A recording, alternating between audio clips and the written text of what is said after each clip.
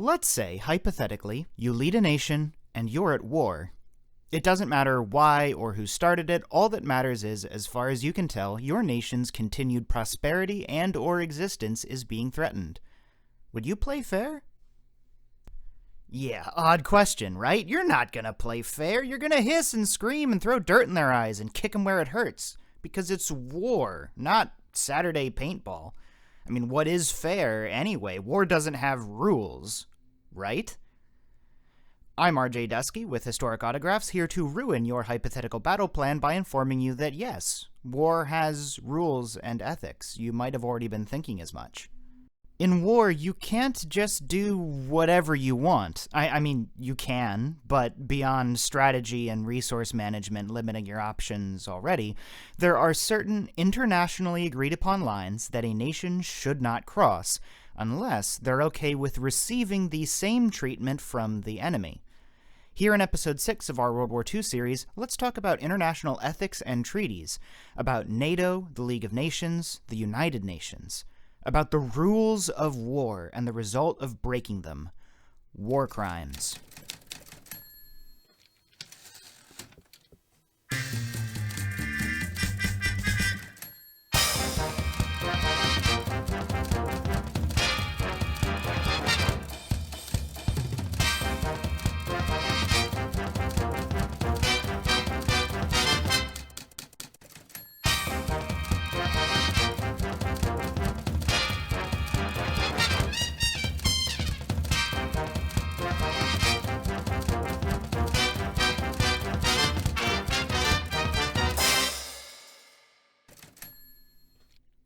I want to start by talking about the history that frames our conversation here. We've already covered some of it prior, but we want to talk about the League of Nations. The League of Nations was a community of governments. It was established in 1920, following World War I, as part of the Paris meetings with the intent of facilitating international negotiation and, hopefully, peace. The idea was simple. The League of Nations was a club with representation from a bunch of nations that held meetings to communally address global affairs. The hope was, if everyone could talk like adults, there would be less of the shenanigans that resulted in World War I happening at all. The thing is, for all the good the League of Nations hoped to achieve, it wasn't a governing body, it was a collection of handshakes. The League didn't have power, just peer pressure. And not much of that either. It only had 58 members at its height. It could only mobilize militaries that were provided and approved by member countries, and the economic sanctions it levied relied on members to uphold them with the honor system. The greatest punishment the League of Nations could inflict was just expelling a nation from the club, which would be a big deal if the stakes were lower, but I'm getting ahead of myself. Woodrow Wilson was a founding member and even won a Nobel Peace Prize for his work, but the U.S. never joined the League of Nations. There were a lot of reasons why, and it's all speculation if it would have resulted in a better outcome for the League, but without the U.S. backing it, it had less authority. So, yeah, the League of Nations was weak, but that was partially by design. Its whole purpose was to prevent global war, so it was designed to be unable to escalate. Admirable? Yes, but that meant that when other nations escalated to violence, they had nothing to respond with, and the public perception was that they were just letting everything slide. I probably don't need to tell you why I've been referring to the League in the past tense, but I will anyway. The League ended up dissolving entirely, mostly because all of the major players opted out.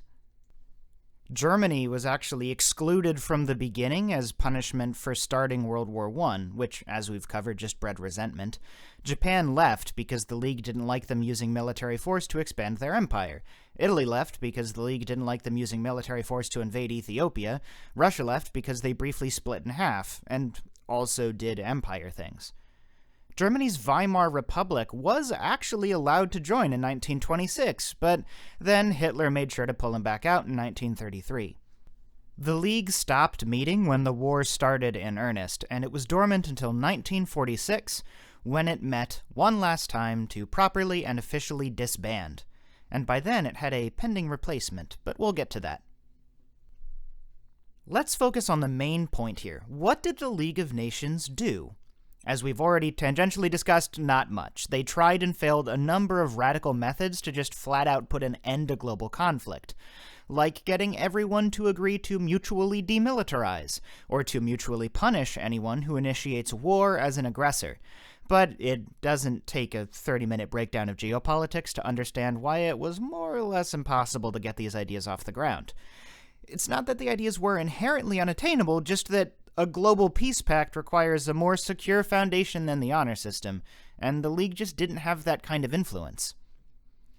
But the League was successful in establishing something important, and it came in the form of the Geneva Protocol. Now, you might be thinking, weren't the Geneva Conventions after World War II? And you're correct, but there were agreements about warfare before the Geneva Conventions, including the Geneva Protocol following World War I, and even the Hague Conventions as far back as 1899, in which governments met to agree upon international rules of warfare. Just to clear this up now, the 1929 Geneva Convention, as in meeting, resulted in the Geneva Protocol.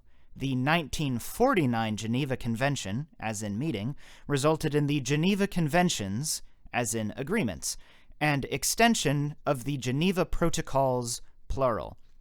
Isn't terminology fun?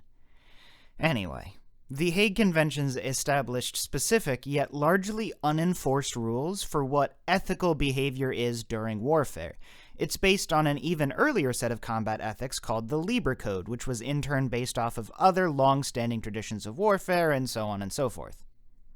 While I have limited time to pore over all the provisions, from what I can make of it, the idea is that war and martial law are a set of circumstances activated by a necessity for conflict, and ethical combat tries its absolute darndest to have the smallest impact on civilians and infrastructure that don't affect the war. And this goes both ways. Don't use civilians as meat shields, don't attack civilians. Don't fake a surrender, don't shoot when you see a white flag. These rules are agreements. Two warring nations might agree to these standards of fair play for a whole bunch of reasons, but mostly just logic. A government likely would have more to gain from agreeing not to shoot medics to protect their own than it would from shooting enemy medics. A good chunk of injured soldiers aren't fighting anytime soon anyway, and everyone likes having their life saved. Thus, logic. Taking it a step further, though, the Hague Conventions prior to World War I created and defined the idea of conventional weapons as well as war crime as we use it today, and international summits since then have shaped the idea further. A lot of war crimes can be summarized as a heinous disregard for the lives and humanity of people in conflict. Committing a war crime usually requires being pointlessly violent, like killing kids and razing defenseless villages. A nation that commits war crimes opens its entire military chain of command up to incredibly harsh punishment should that nation lose the war. It's a surprisingly logical and natural system that keeps nations in line. It's kind of like a school bully punching a kid, and then taking it a step further and threatening to kill them if they say anything.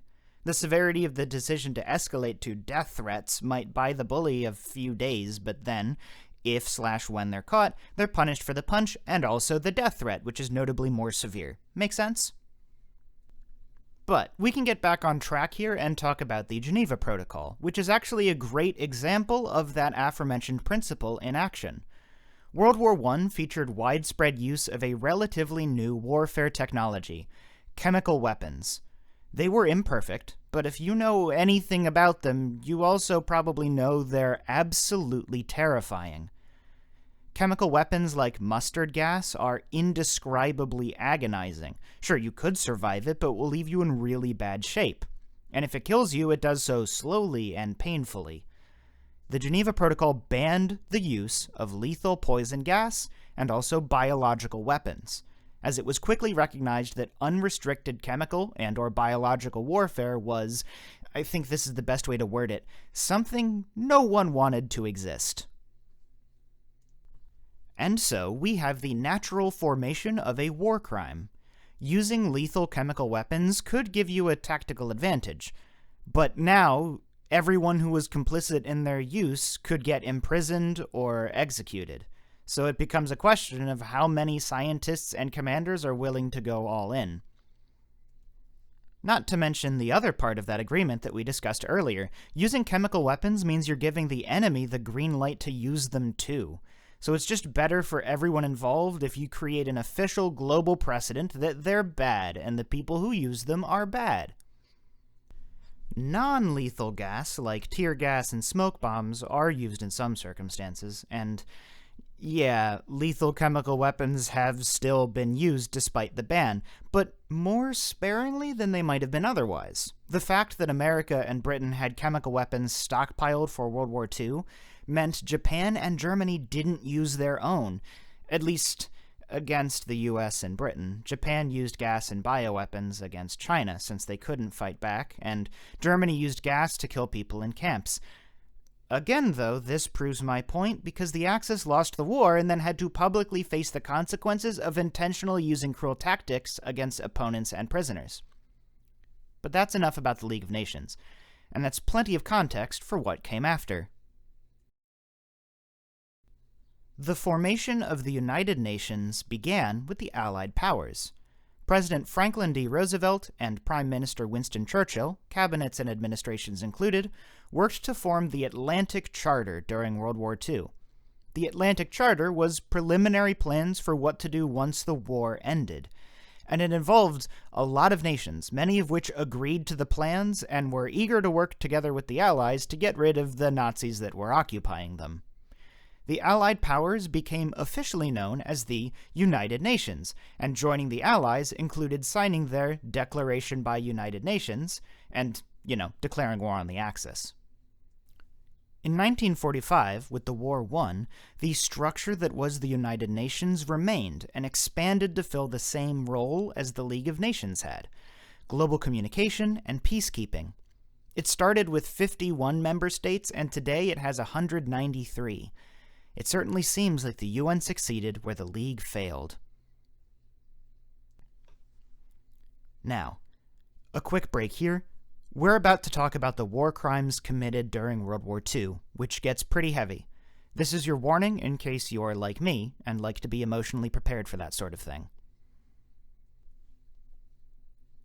In 1949, related to the functions of the United Nations, but ultimately its own thing, was the Geneva Convention. Before this point, the Hague Conventions defined ethical warfare and conventional weapons, and the Geneva Protocol specifically banned chemical weapons. But it became clear in the aftermath of the war that there needed to be specific legal precedent for non-combatants, that is, civilians and prisoners of war. Having all of those rules outlining combat was all well and good, but as awful as the war was for the people fighting, there was a profound horror in the deplorable treatment of countless civilians and prisoners who weren't, some of which could only be described as a crime against humanity. In summary, the Geneva Conventions define what a nation can and can't do to civilians or enemy soldiers that are at the mercy of their army or otherwise non-threatening. It establishes the precedent that taking a prisoner of war should not be done lightly, because if someone is important enough, for any reason, to imprison, then they're also important enough to be kept alive, and if they're not important enough to imprison, you should just leave them alone. Taking someone prisoner and then harming or killing them is admitting you imprisoned them for no reason, which is effed up.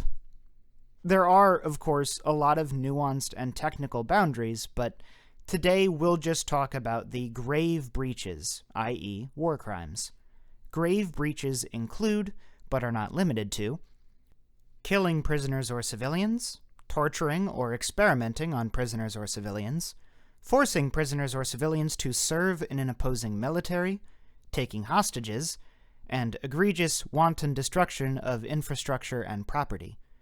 Also, just to cover their bases, accusing someone of a war crime and then denying them a trial is also a war crime. Punishment is similar to what we've already talked about. The main thing is that committing to a grave breach, or helping someone commit to a grave breach, makes that person an international criminal. Members of the UN are obligated to search for them and turn them in, regardless of the local laws or circumstances. In case it needs to be said, World War II saw many war crimes committed. The Geneva Conventions, as I just described them, weren't a codified thing yet, but torture and genocide were still obviously bad, and a lot of other combat behavior was codified and still broken.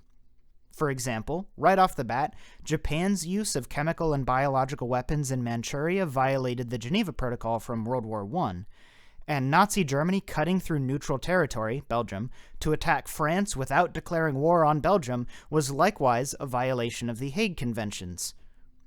Of course, Nazi Germany's vilification, imprisonment, and torture of several marginalized groups was the driving factor behind the Geneva Conventions. There was no rhyme or reason or tactical advantage or even economic advantage to building death camps. They were just endlessly cruel and a method of controlling a populace through coercion, and one could only hope such a thing would never happen again. It kinda goes without saying that a nation doing what Nazi Germany was doing under similar circumstances wouldn't give a crap about international laws and ethics. With or without the Geneva Conventions, they would unlawfully deport, confine, starve, torture, and kill harmless, law-abiding civilian prisoners because that's fascism for you. However, there are two principles at play here. One, at every step of the way, the people ordering or being ordered to do things like I just described might pause or even refuse and generally make it harder to commit atrocities, even if for no other reason than saving their own legacy.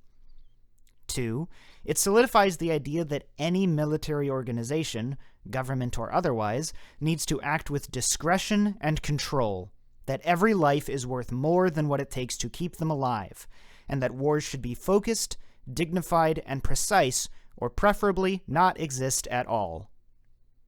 And that's all for today.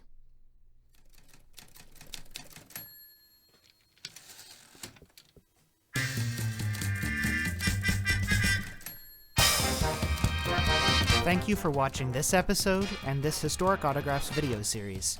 History can be a serious topic, and I, on behalf of Historic Autographs, really appreciate you watching through the video. If you're interested in history, we've got a website full of historic and sports trading card products in the description, and our upcoming World War II product is filled with bits and pieces from every corner of the era.